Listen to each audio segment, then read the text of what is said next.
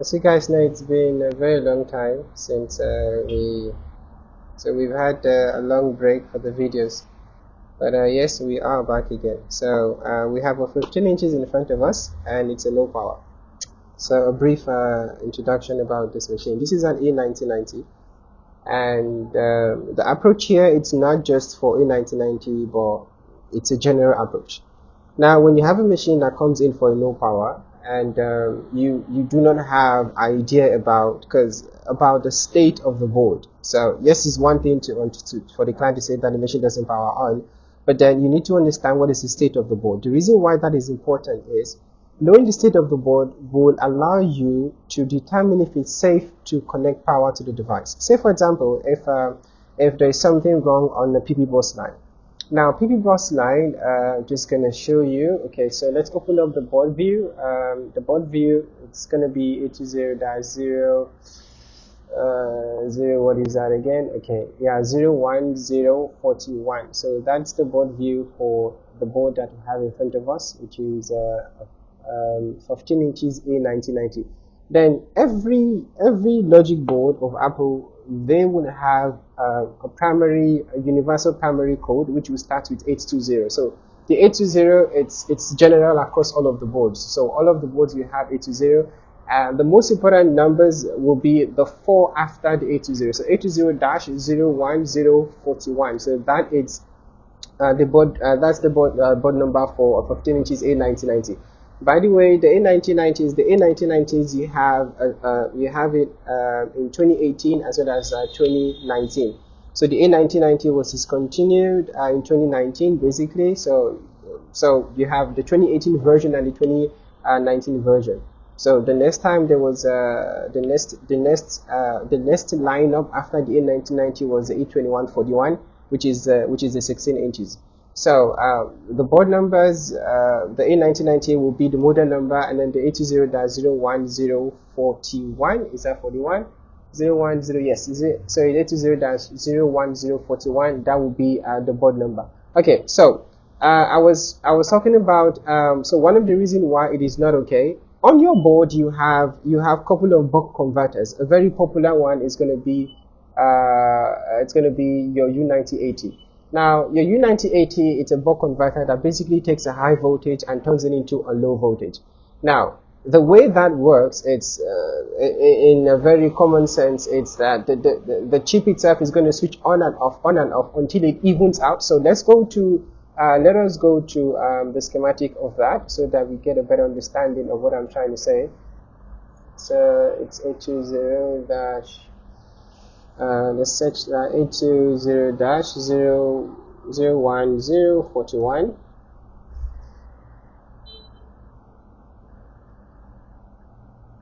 Okay, so let's go to U9080. U9080 is that U9081?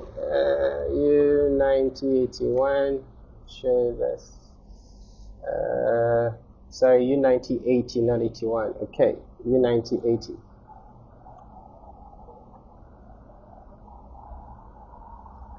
Now on my schematic, in order for me to identify that chip, the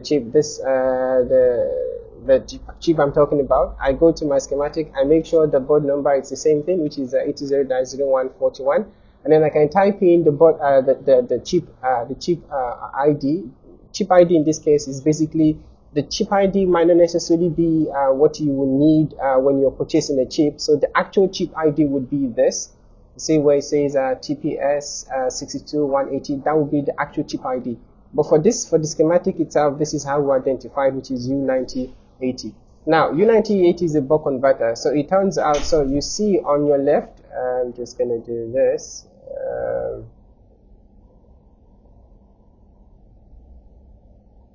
Now on the left side of the chip, it's going to have a PP bus voltage that will come in. So you see where it says V in. So that is on the left side of the chip. Now it's going to take a high voltage and then turns it into a low voltage. Now here it says PP bus. PP bus is going to be about 12.6 on this board, and then the output of that same chip is going to be, you see, it has more than one output. So you have 1 and 2. The first output is going to be 2.5 volt, and then you have another output which is also 2.5 volt. Now this chip is going to switch on and off until it's able to even out. There's a more detailed explanation of how that actually works. But the gist of it is it takes a high voltage and then it turns it into a low voltage. Now, when this chip fails, what will happen is, say for example, you don't know the state of the board, and then you connect power to the device, and it just turns out that this chip U1980, which is very common to fail, by the way, it turns out that the chip has failed.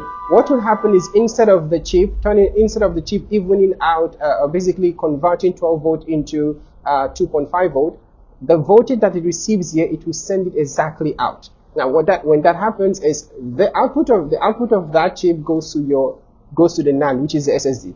Now, when that happens is when the chips, which are the SSDs that are supposed to receive 2.5 volt, receive 12.6 volt, which are coming from the previous slide, what happens is you will kill the SSD. So the general way you go about addressing issues, a board that has been undefined, which is a board that you've not defined to know what state the board is to, first of all, get an idea of what is happening to the board before you connect power to it. So this one is a no power. We are not going to connect a charger to it. The first thing we want to do is we want to take out the back plate, the back cover, and then we define the state of the board, and then I'll walk you guys through how you can define that. So the first thing we want to do is to open up the machine, and obviously we know. But then another thing is, we can try to switch it on. There's no problem in trying to switch it on. But what we are not going to do is we are not going to connect power to it. So it's now the next thing we want to do is to take out the back cover. We are going to need a P5 for that. So I try to start with I try to go in an orderly manner, and also I try to also protect the screw, by placing my hand beside it so that I do not scratch the back of the device.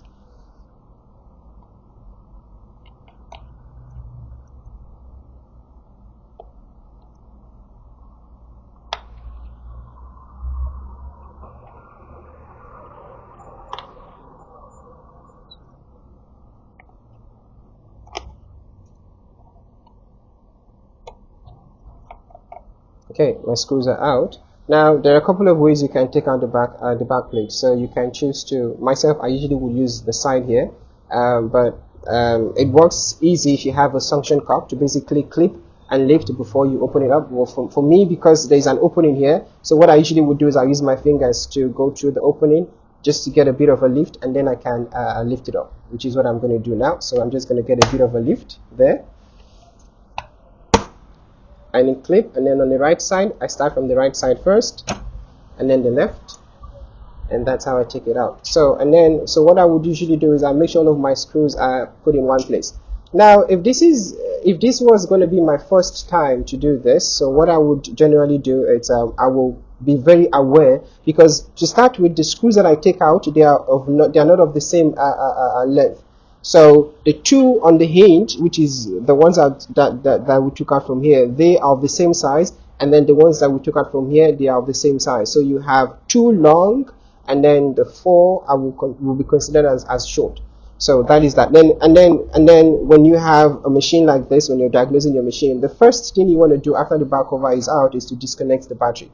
Now the battery configuration settings we have here, we have two settings. We have the battery cable and the main battery power line. So the battery cable, it's this guy here. This is the battery cable. When I disconnect the battery cable, power will no longer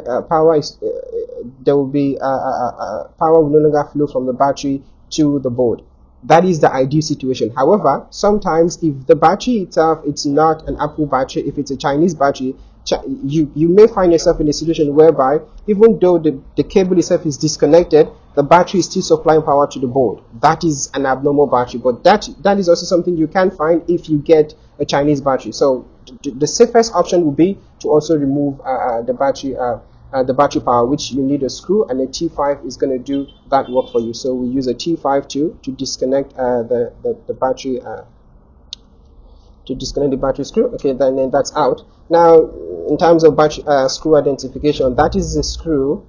That's the only screw that looks like that in the entire board. I mean, no other screw looks like that, so it will be easy for you to identify where that goes. Now, if this is my first time, I have to be very careful in trying to identify the position of the screws as well as the length of the screws. So yeah, now from this here looks like the board, it's a liquid damage board, so but we're not sure, but this definitely looks like a liquid. And then we have this section here, we have also something that looks like liquid in that section there. So what you want to do now is we want to make sure that we do not have a short on the board. Now, short on the board, it's we are going to start by checking our PP bus rail. So for PP bus rail, we can easily use the two fuses. For our PP bus, we can use these two fuses here, F7000 and F7001. These two guys here, we can use them to check. So the reason why we're using these fuses is because the fuses are sitting on the PP bus power rail. So whatever we measure here, whatever we get here, it's practically that what we measure here will mean that we are tacked directly onto our PP bus rail, which is the PP bus line.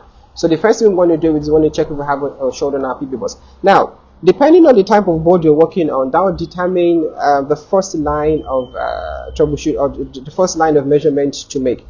Because A1990s are very common, they commonly, because C9081 on the A1990, I have a couple of videos describing that. C9081 is a capacitor on that is C9081. So if we go to our schematic again, here we will see C9081. You see C9081 is one of the capacitors on your input rail, which is a PP bus rail, to your U9080. Now this cap often fails because of the location, because of its location on the board.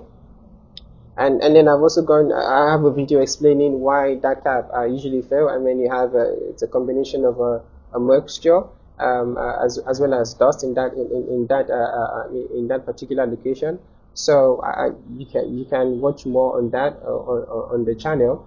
But that capacitor often fails, so especially on the A1990s. So when that fails, what will happen is when you measure here, you will have a short on your PV bus, which would then mean that the device is not going to turn on. So we are not sure if the problem we're having here is because of the signs of liquid that we see here, which could suggest that the device itself is liquid damage, or it could be that the problem that we're having, that we have a short on our PV bus. Now, just before we continue, now the C9081 fails in two ways. C9081 fails in two ways. Again, I have explained that before, but I'm just going to go briefly on how it fails. Now, one way it fails would be that C9081 itself.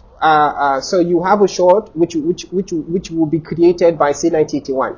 Now, when it fails within itself, is when you remove C9081 from the circuitry, what happens is the short will be gone, and your issue is resolved. That's scenario A. Scenario B is C9081 has failed, and then what happens is it basically burns a hole onto the board, which then affects U9080, and then there was still power enough to power U9080. That U9080 then sends 12.6 volts. So it destroys U9080, and then U9080, the scenario that we described, U9080 then sends 12.6 volt onto the rail that's supposed to receive a 2.5 volt. So which would then mean in a situation like that, even after you remove C9080, the short is not going to be, you will not be able to address the short. Now, to fix a problem like that, you have to remove C9080, you have to replace U9080 as well as C9081, U9080, as well as the NAND chips. And then in this case,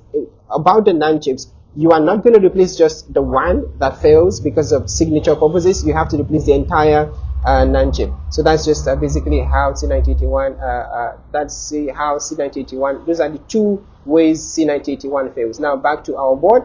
So we have a low power board, so we have the backplate out, you have our battery disconnected, and then now we want to see if we have a short on the board before we take the board out. So we want to switch our multimeter into continuity mode, and then if you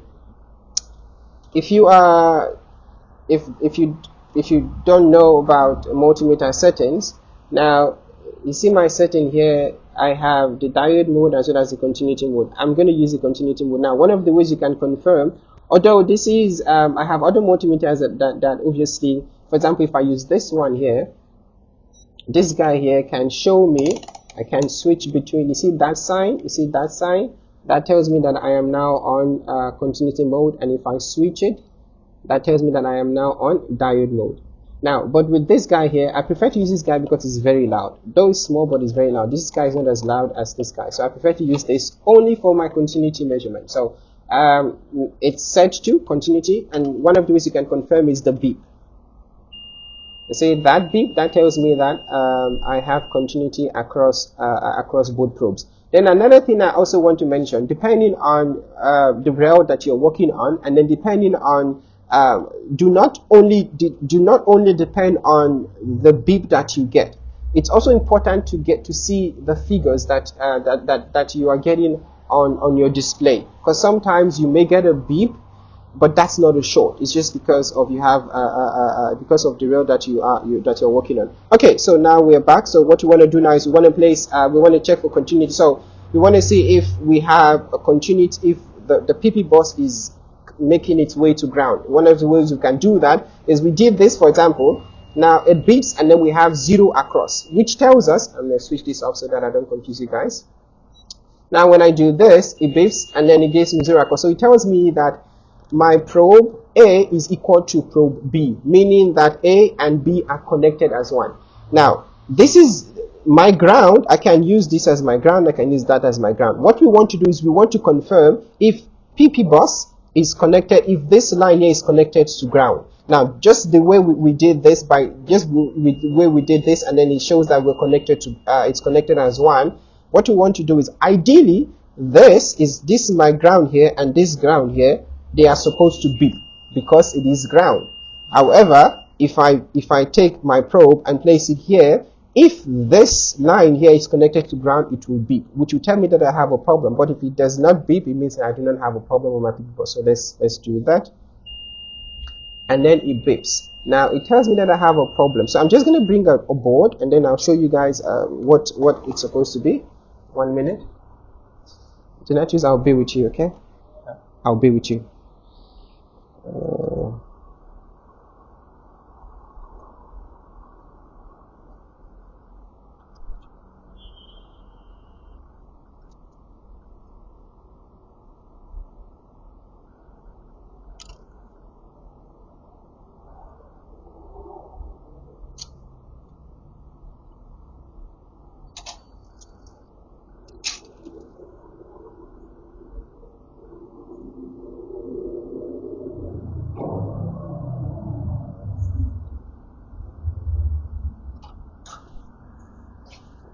I'm not sure if this board here has an issue on PP bus, but I'm just going to check. So in an ideal situation, so by the way, when you're checking for your short, it doesn't really matter if you have your red probe on ground and then your black probe. That is on your continuity. But then if you are using your diode mode, it does matter when you're measuring in diode mode. So yeah, so let's see, we have our black on a screw hole, which is ground, and then another one on a screw hole, which is ground.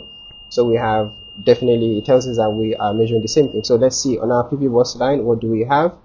Now this is the ideal measurements. Okay, yeah, so this is what it's supposed to be.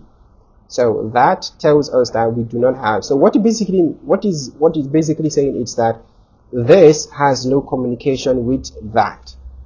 That's what it means. So basically our PP, so this is what we are supposed to be expecting on this board here. So we are not supposed to get a beep. The fact that we're getting a beep, it means that we have a short. Now, what does that mean? So, if we go to our schematic here, now, schematic here, these are caps. Now, you have, here it says 1, and then here it says 2. So, there are two ends of this cap, a capacitor. One side, it says, this is ground. We have, and then the top of it is going to be the main line. In an ideal situation, when this and this are not supposed to be equal. This is the main line and then this is ground. However, when a capacitor fails, what would then happen is pin 1 and pin 2 will become equal, which would then mean that whatever you have on your pin 1, which is supposed to be main line, is going to be equal to pin 2. So that is the situation that we're having here. The next step now is for us to narrow down exactly where the short is coming from. you can easily guess that it's going to come from C9081, and then you can also easily guess that, and then the reason why you would guess that is because that's a common failure with the A1990s. Let's see, what did we do? So that is a common failure with the A1990. That's one of the commonest issues you will find with A1990. So the next thing we're going to do is to quickly take the board out. Now, in taking the board out, there are the screws that you need. There are 3 screw sets that I'm going to need. I'm going to need a T5, a T6, and a T4. So I usually like to start with the T5 screws. So I quickly I start with the T5 screws, and then after the T5, then I go T4, and then finally the 2 screws, which are going to be the T6, are going to be the ones that I take out last. Now, all of this, they are of the same sizes, all of this, yeah, except the one here. The one here is slightly longer than all of the rest, even though this is the same beats that you need to use, the same T5. So 1, 2, 3, 4, 5, 6, they are all of the same sizes, except this is going to be slightly longer. Now, that is not the factory screw. The screw has been changed. So somebody must have taken this out before. That's not the factory screw. The factory screw, the one that goes here, will be slightly longer. So let's just see if the screws here. Okay, no, the screw is not here. Now this is the factory screw. Is going to be slightly longer than the rest of it. Slightly longer, but not that long. So now the next thing we want to do is we want to use the T4. So after I use my T5, the next thing I want to do is I use my T4. Hassan, the MacBook Air for battery, correct? Yeah, it's there. No, it's fine. The one for battery is there. Is it still for Fahim? Okay, I'll give you now. So the one for Fahim, this is yours, and I want gadget is this one. No. Let me see. What are you giving me? No. Yeah. Generators are the 2 that are, you see, those that are working. Yeah, is that guy here. Is that one. And this guy.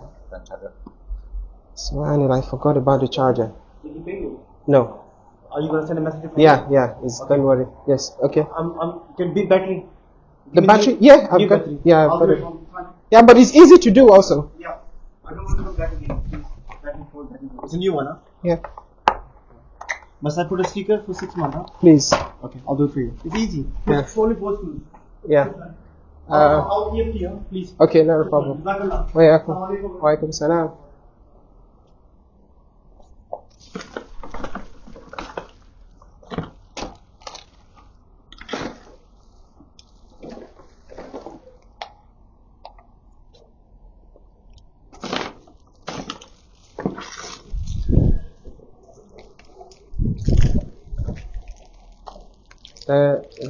It's 450.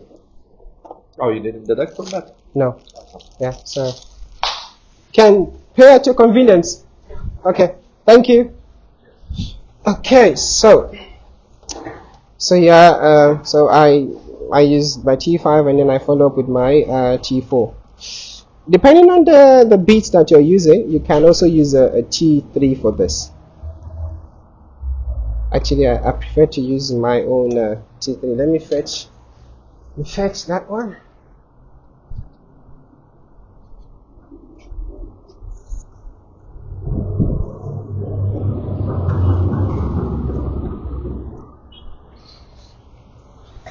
Okay, so yeah, I prefer to use this because it's more. I'm using a T3, and then. Now the screws, this guy here, they are almost the same size as the ones we took out here, but one of the ways you can differentiate them is the cap. The cap will be slightly bigger, but the length might be confusing. You might confuse them. So 1, 2, 3, 4, they look very similar, even though they're not. So that's also something to keep in mind. So these are the T6s, T8, sorry, not T6. So 6 is not going to be enough. So we're using a T8 here. So we've taken those out. Then we want to do, now Apple referred to this as cowlings. So this is the ones that they refer to as cowling. So, and a screen. So you see, I try to go through it in an orderly manner. So that way also I'm able to identify the screw sizes. It's important to understand the screw sizes as well as the locations of the screws.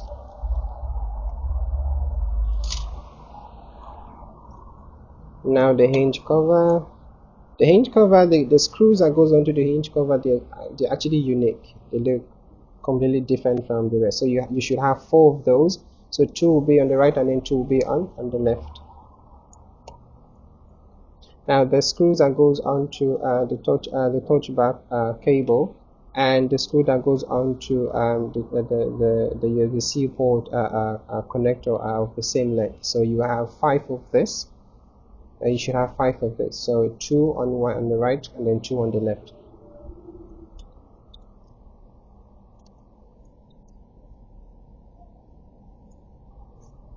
Okay, and then the next thing we want to do is we want to use our T8. You can also use a T7 depending on how big your T7 is.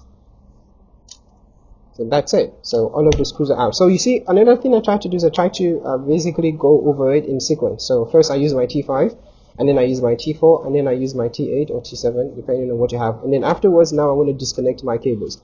Now okay, this counting I didn't check out. So the one cable that you disconnect first, it's going to be the first cable you disconnect from the machine is going to be the battery communication to the board, and the last cable to connect will be the battery communication to the board. So then after that, the next thing you want to do is you want to disconnect the cables, and then while you're doing that, it's the best is always to use your fingers to do the disconnection of the cables, because that means you are fully in control. Now when it comes to the antenna cables, you just do that. Very easy to disconnect, nothing major.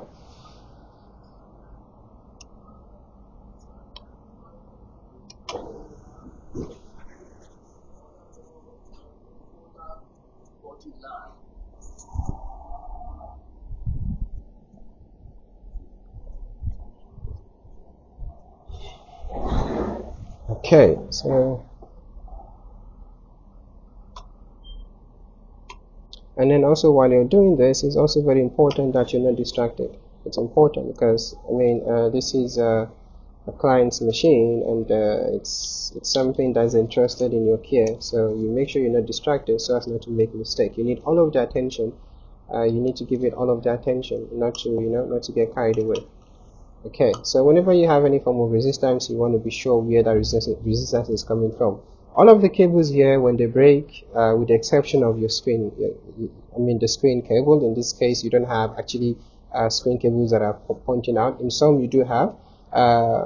So sensitive cables will be cables that are coming from the screen, and then the touch ID. And because when the touch ID breaks, it means that you either have to run a wire for the touch ID, or because the touch ID is tied to the board. So you have to be very careful that the touch ID doesn't break.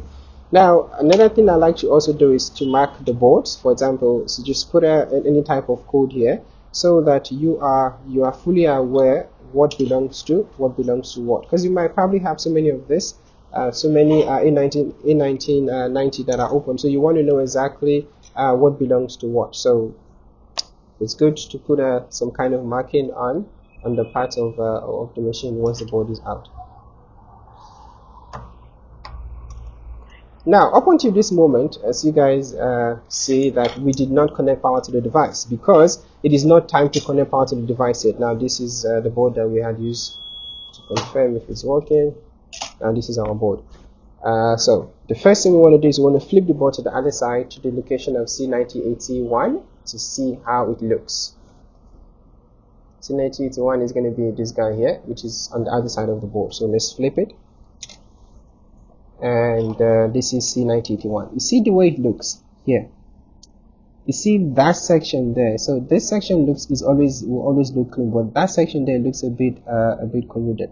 Now that doesn't really look corroded enough to be a problem right now, but sometimes it still does turn out as a problem. So just so let's confirm again what state we are still in on the board. So we want to use our multimeter and then our black probe to ground, and then our red probe. We want to see what we have. Yes, we do have a short. Now, one of the reasons why I just measure to confirm. Sometimes you may have, because your trackpad also, there is also a PP bus voltage going to your trackpad, and that you can find from here. See where it says F67000. Now that it says PPV in underscore G3H, which is G3 hot underscore trackpad underscore fuse. Now, by the way, whenever I see G3H, it means that it's always present. That's what G3H means. Now, this fuse enables a communication between your board and your trackpad. In terms of PP bus makes its way to the trackpad from here. So sometimes you may have a problem from your trackpad. So when the trackpad is connected, obviously you have a short because of the fuse here. But when the trackpad is disconnected, the short should be gone. So again, you want to measure just to confirm that the short that we're having is not coming from the trackpad. Although with the A1990 that is not common. What is common is to have a short on the side of the C9081. So what we're going to do is we are not going to use hot air. We're just going to use a tweezer or anything just to remove, to basically to take out the capacitor. We just do that, and that's it. The cap is out. Now we want to check again to see what we have. Left, and our short is gone. You see that? Now our short is gone. Remember initially when we were measuring that, we were getting a beep.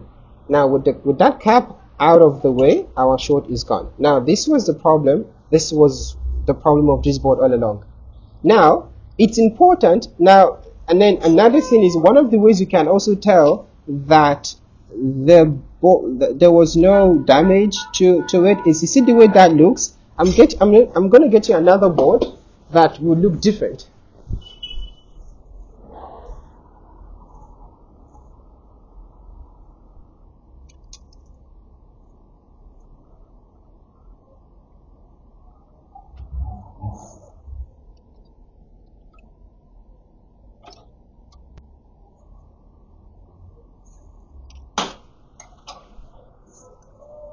Okay, so you see this board here, this is also an A1990 board.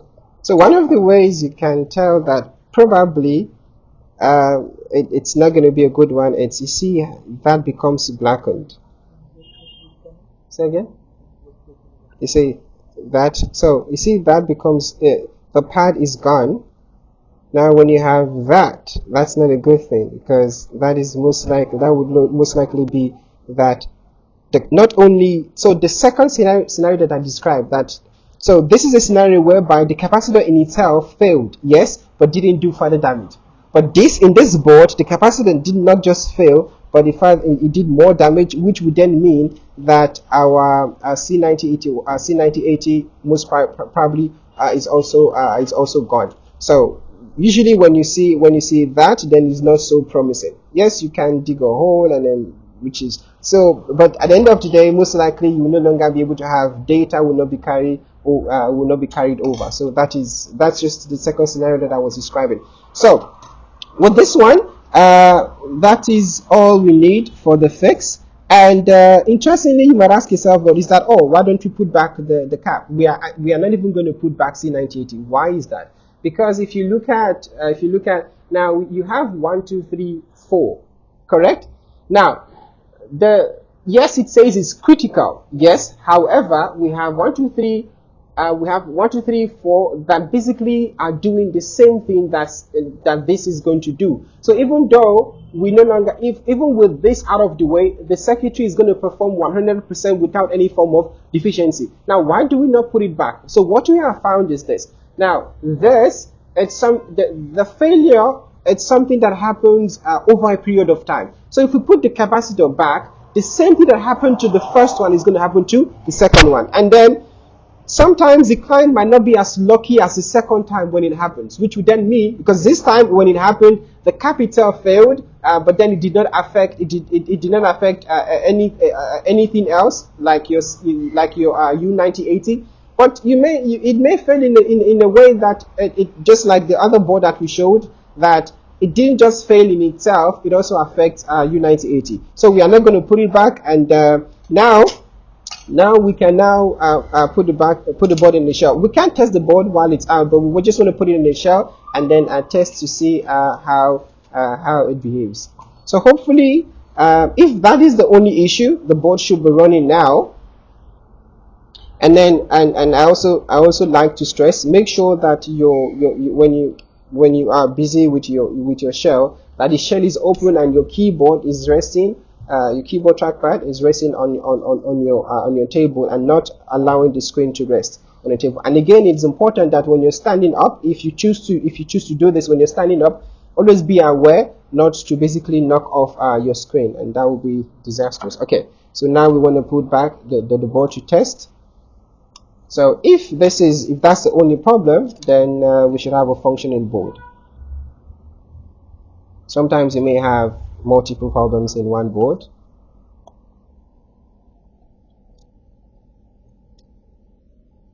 Now, another thing I want to stress is whenever you're using a tool for anything on the board, make sure you are fully in control. Do not hand over control to a tool, because when you hand over control to a tool, what happens is you may probably be ripping up something, but you wouldn't know that you're doing that. So we are going to connect minimal cables just to do the testing. We'll need the screen cable, we'll need the keyboard, we'll need not necessarily the keyboard, but definitely we'll need the trackpad to be connected. We are going to attach the battery screw. So we'll attach the battery screw to it, and then you see I always try to put a guide, because this can slip and then it's going to punch a hole on the battery, and that's it. We need to replace the battery, because what you will get is you get the message that says service battery. And then also another thing is, you see how even though we didn't disconnect that, the ideal thing is not the ideal thing, you can choose to do it from the right or from the left, but usually I choose to do it from the left, not from the right. But one thing also is, you see, even though we did not disconnect that, always make sure to check it, because sometimes you may think that the client's battery is faulty, but it's just that the cable is not properly connected. So that is that. Okay, I'm just going to connect one speaker, and then I'm going to connect USB-C cable. We'll leave that. Yeah, let's just, okay, we will just, maybe we can as well connect the touch bar.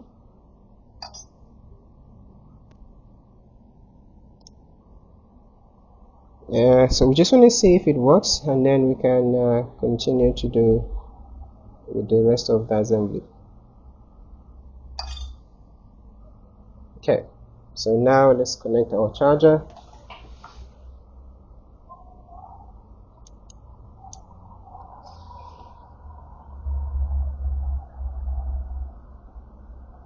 Are we getting any fan spin?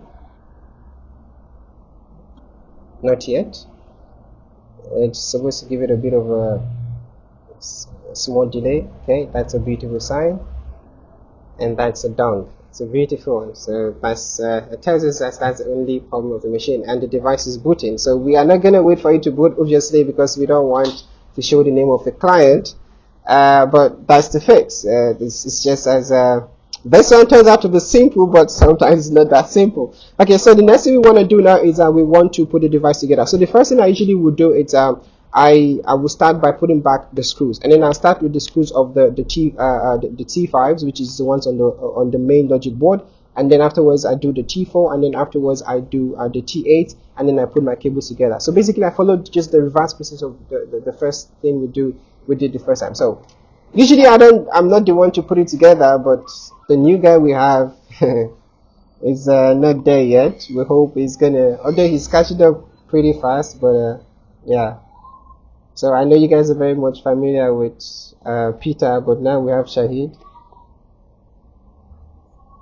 5%. Yeah, I think it should still be able to go. We yeah, that's more than enough. So we can use this here.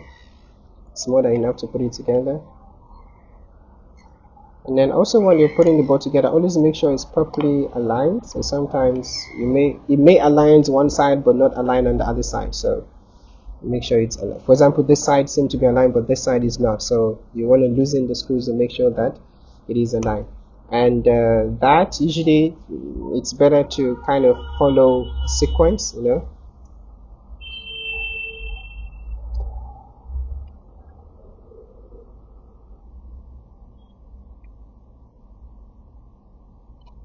So the ones for T's are done. Now let's quickly do okay, now the T4s, we may want to obviously connect the cables for the T4s, because most of we only have two T4s that need to go on the board, and then the rest will need the cables to be there.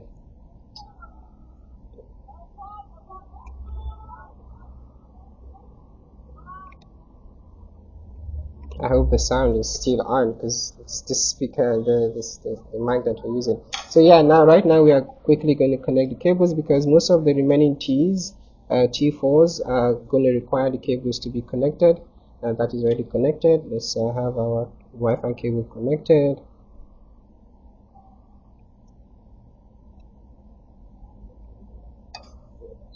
Left speaker, mic, and then the left USB-C cable that is in place. Now let's quickly put back the sheaths. And while you're doing this, you make sure that you don't have power on the board. It's very important. You don't want to damage your board. The reason why I don't have that out is because I'm pretty confident that this is an Apple original battery, not a Chinese battery. So if it was a Chinese battery, I would also have to remove that. Okay, now this is not going to go. I need a screw to go there. Now there are two similar screws here. So one has a hole on top, and then the other doesn't have a hole. The one that has a hole is the one that has to go on the right, because a screw has to go on top of it. And then the one on the left is the one that goes on the left side.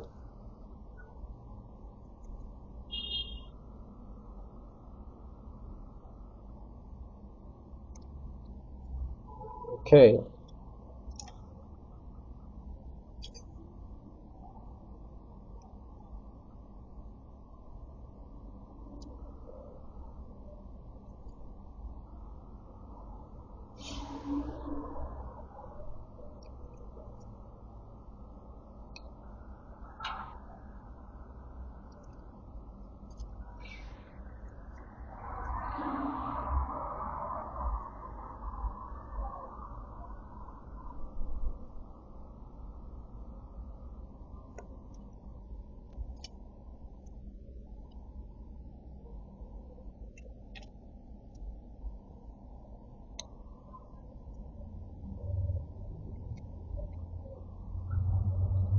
Okay, we want to quickly put the white ones.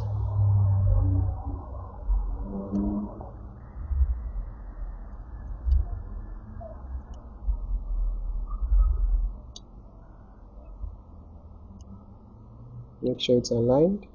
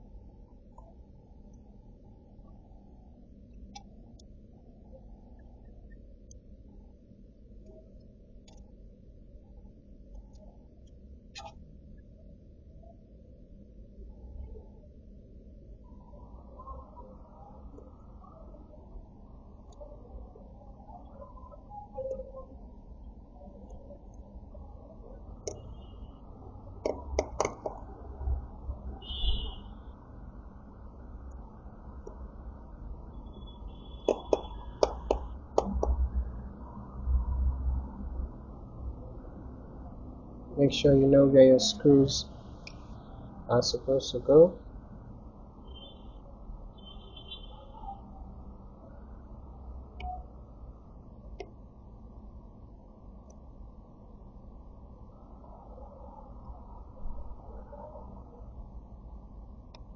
not to be too tight and not to be too loose.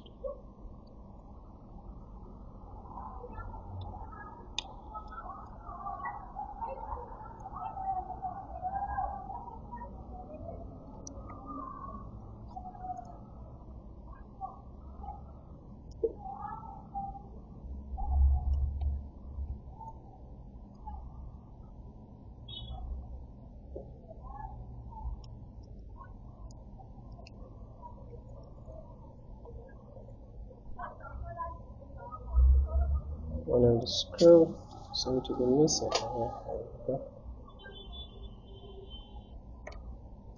Okay, that's the last one. Now we want to connect the battery cable. Battery cover is actually missing. It wasn't there before, so we don't have to worry.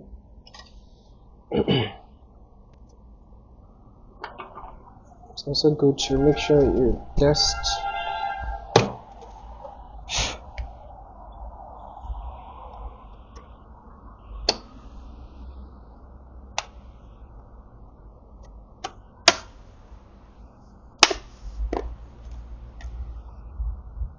so the first four.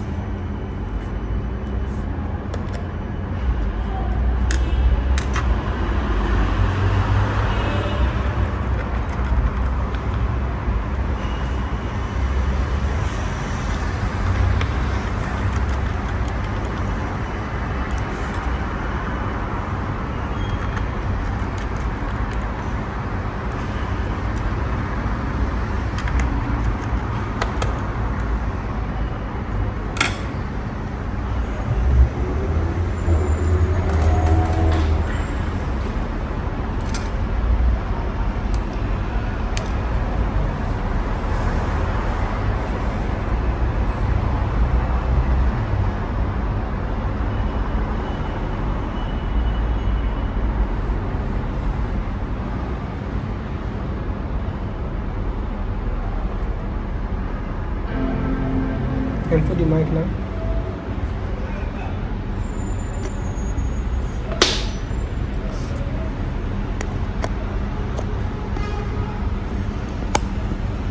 Okay.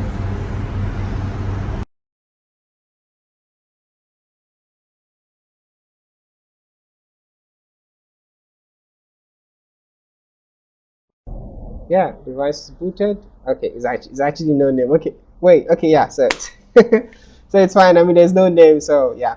Okay, guys. Thank you, guys. I will see you guys in the next one.